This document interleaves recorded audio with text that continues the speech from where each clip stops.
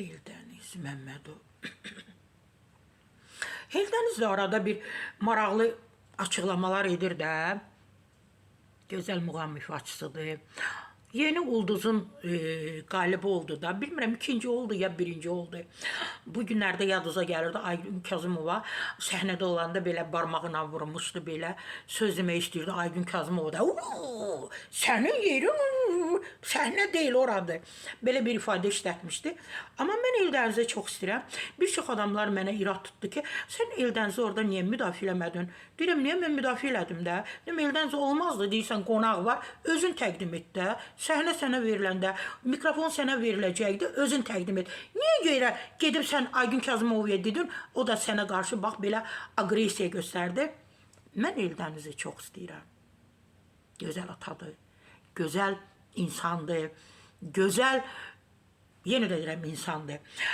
Görək Eldəniz müəllim nədir? Müğənni Eldəniz Məmmədov boşanmalardan danışıb. Təbii ki, Publika nöqtəsi xəbər verib, sənətçi Günə Bax verilişində son günlər ayrıldıqlarının, yəni belə ailələrində kişinin arvadının ayrılmasından şikayətlərini ki, çoxalıb. O bildirib ki, Türkiyədəki boşanma ilə bağlı cəza Azərbaycanda da tətbiq edilməlidir. Boşanmaq olmur da Türkiyədə. Kişi qadına yalvarır, qadın kişiyə yalvarır. Orada qarşılıqlı olmalıdır, o da yoxdur. Bu tərəf o digər tərəfə, digər tərəf o bu tərəfə çoxlu pul istəyir, zinət əşyaları istəyir. Nə bilim, tələbləri çoxdur, ona görə boşana bilmirlər. Sevgi azalır, boşanmaların sayı çoxalır. Sevgi olsa boşanmazlar. Sosial şəbəkədə tanışlıq artıb. Türkiyədə qanun var ki, ayrılanlar dövlətə 30-40 min dollar cərimə ödənməlidirlər. Bizdə bu qanun olsun, 50 min dollar cərimə yazsınlar. Onda görün, hamısı necə yola gedir. Düz deyir onu.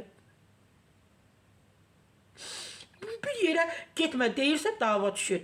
Xırda şeylərə görə yola getmirlər. Mən deyərdim elə 60 min dollar qoyulsun Eldəniz. İnanın ki, hamı mehriban olar. Sara Səfura, Bahadurdan, abladan Eldənizə. Mən səni çox istəyirəm, qardaş.